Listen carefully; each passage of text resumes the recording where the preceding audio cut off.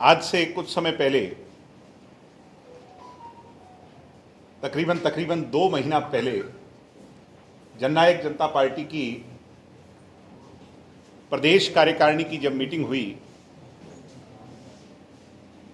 तो मुझे एक नई जिम्मेवारी मिली थी।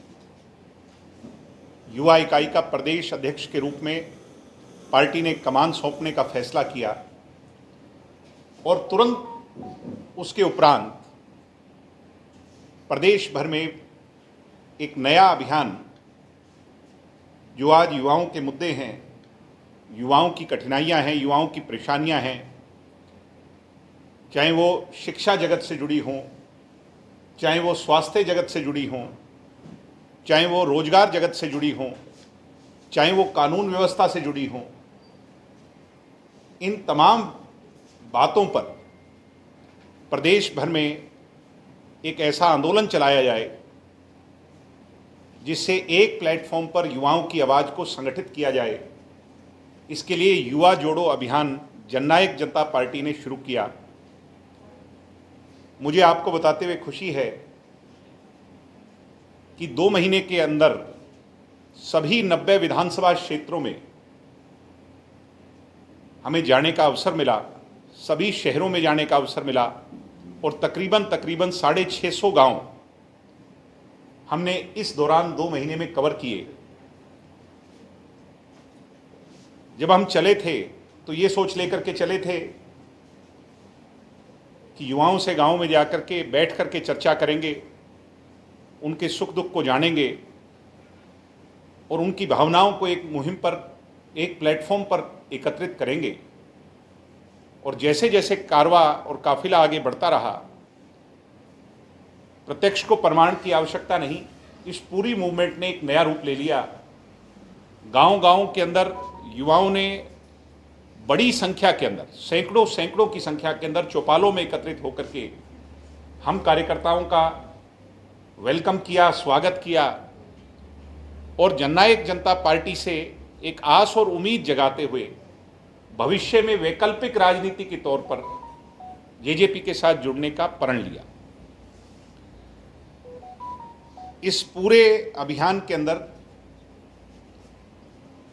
मुझे भी पूरे प्रदेश के अंदर length and breadth of the state में जहां जाकर के वहां की समस्याओं को जानने का मौका मिला है। ये मेरे लिए भी एक नया एक्सपीरियंस है। उस पूरे अभियान को पूर्ण करने के पश्चात अब हम 23 सितंबर, आने वाली 23 सितंबर को एक नया अभियान छेड़ने जा रहे हैं। जिन युवाओं को हमने प्रदेश के अंदर पार्टी के साथ संगठित होकर के जोड़ा है, लाखों की संख्या में युवा शक्ति पार्टी के साथ नई ताकत बनकर के जुड़ी है।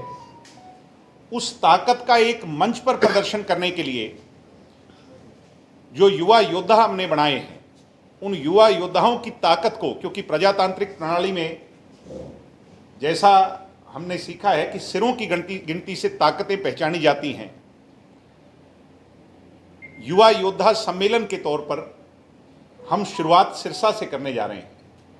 मेरी आज की प्रेस कॉन्फ्रेंस से ज़्यादा मेरे मीडिया परिवार के लिए निमंत्रण है क्योंकि मीडिया जो चौथा स्तंभ है, आपकी कलम, आपके कैमरे और आपके विचारों की ताकत से ही युवाओं के लिए भविष्य में संघर्ष और लड़ाई लड़ी जा सकती है।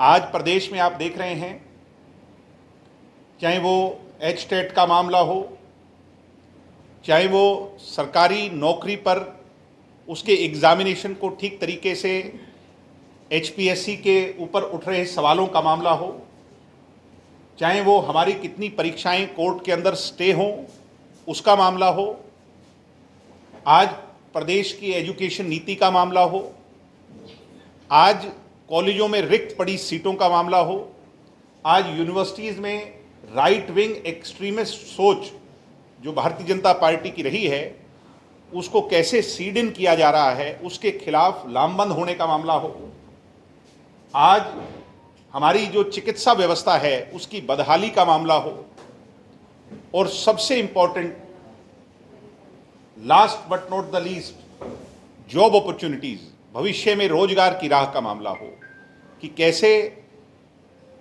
हरियाणा प्रदेश में जो एक गहरी खाई है बेरोजगारी की, इसको भरा जाए, उसको लेकर के लड़ाई लड़ने की बात हो।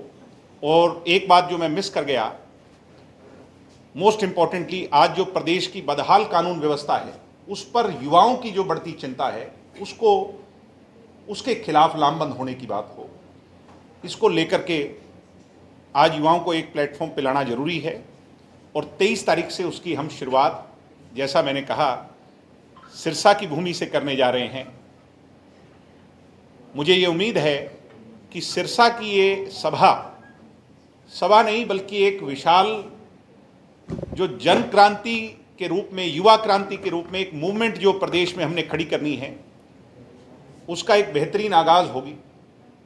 और इस सभा से पूरे प्रदेश में नई पीढ़ी को एक प्लेटफॉर्म पर एकत्रित करने के लिए एक बड़ा संदेश जाएगा। हजारों की संख्या के अंदर सिरसा में उस दिन युवा एकत्रित होकर के जननायक जनता पार्टी के प्लेटफॉर्म पर आकर के भाई दुष्यंत सिंह चौटाला के नेतृत्व में, डॉक्टर अजय सिंह चौटाला जी के सानिध्य में और पार्टी के बैनर के तले आकर के अपनी आवाज़ को मजबूती से उठाने का काम करेंगे और प्रदेश की सरकार को आज के जो हालात बने हुए हैं इस यथास्थिति में उसे चेताने का और अपने हक और हुकूक की आवाज़ को बुलंद करने का काम करेंगे। तो मैं आज जहां युवा योद्धा सम्मेलन 2025 जिसका आगाज़ सिरसा से होने जा रहा है, उसका निमंत्रण आप लोगों को देता हूं और मुझे उम्मीद है कि आपके कैमरे, कलम और आपके विचारों की ताकत से युवाओं की उस सोच को बल मिलेगा और आज के जो मुद्दे हैं उन पर भविष्य में हम जीत प्राप्त कर पाएंगे और युवाओं को न्याय दिलाने का काम कर सकेंगे। मेन आज की जो प्रेस वार्ता है उसमें, क्योंकि लंबे समय से आपसे मिलना नहीं हुआ था, तो उससे तो आपसे लंबे अरसे के बाद मिलना भी हो गया, आपसे बातचीत करने का मौका भी मिल गया और वहीं इसकी घोषणा भी हम कर रहे हैं। सिरसा के पश्चात हर सप्ताह जो है संडे के दिन, रविवार के दिन, प्रदेश के एक जिले के अंदर हम युवा योद्धा सम्मेलन करेंगे। सिरसा के बाद अगला सम्मेलन कैथल का होगा और इसी हिसाब से आगे की अनाउंसमेंट्स हो जाएंगी।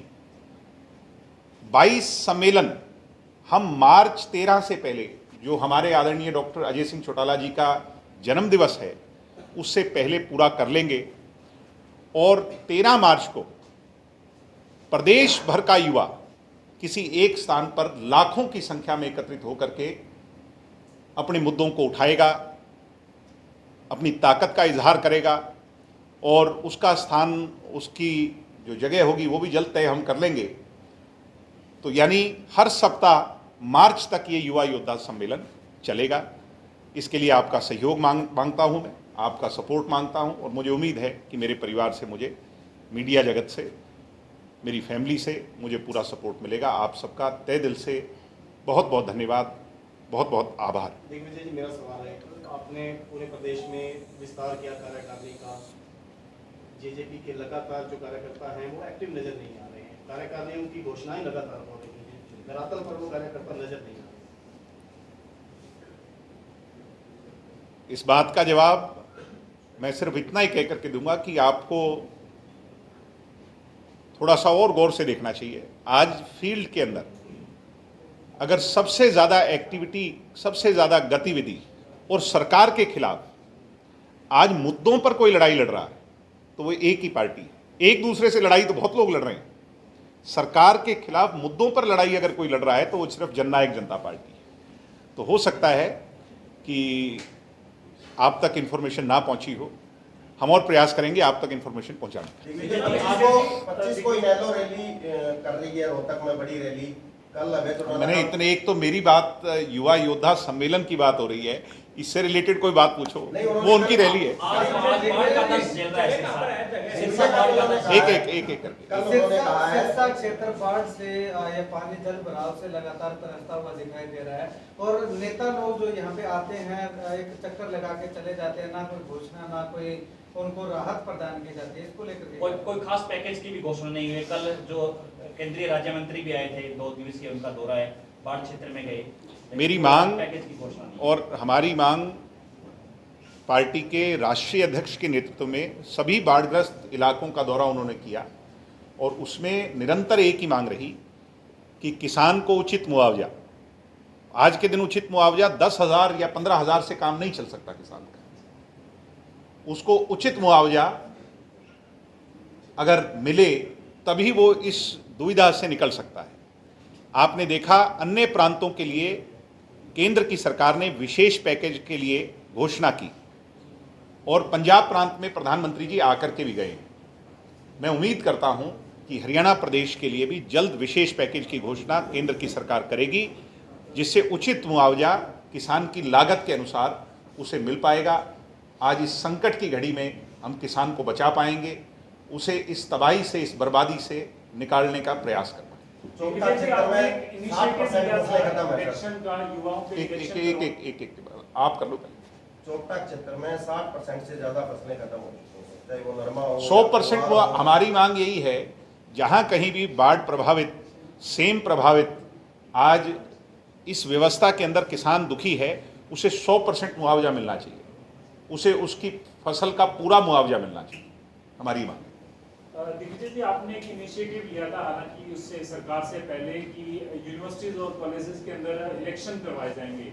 हालांकि सरकार में आप रहे तब भी स्ट्रगल जारी रहा, लेकिन आज भी हालात वही हैं, कहीं इलेक्शन का कोई चर्चा नहीं हो रही। अब देखिए, हम छात्र राजनीति में थे, हमने तो बड़े संघर्ष किए, बड़ी लाठियां सरकार की खाई हैं, बड़ा और उसके लिए जैसा आपने मुझे कहा कि हमने एजिटेशन चला करके उसको अपने परिणाम तक पहुंचाया।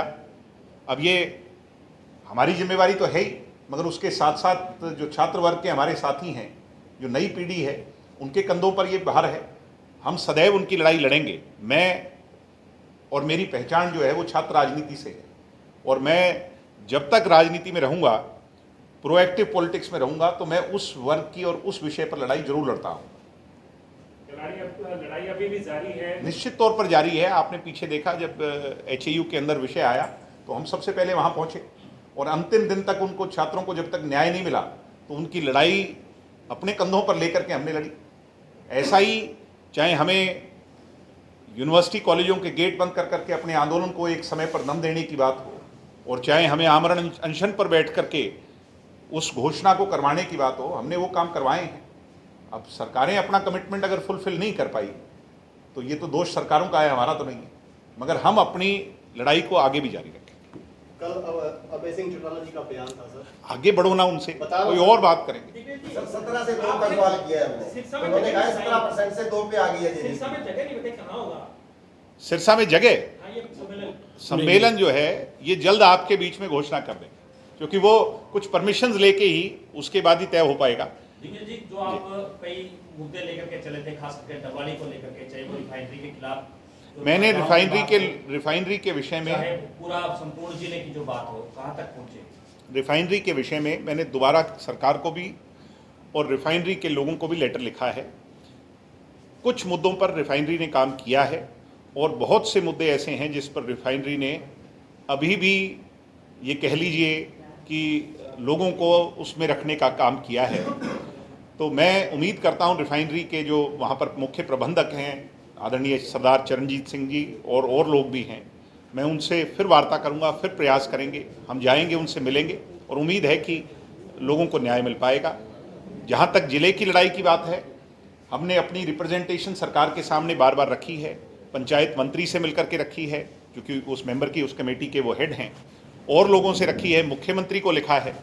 उम्मीद है कि हमारी इस लड़ाई को, और हमारी लड़ाई नहीं, ये जनमानस की लड़ाई है, ये हमारे क्षेत्र की लड़ाई है, डवाली को न्याय मिलेगा और वो संपूर्ण जिला अलग जिला बनेगा।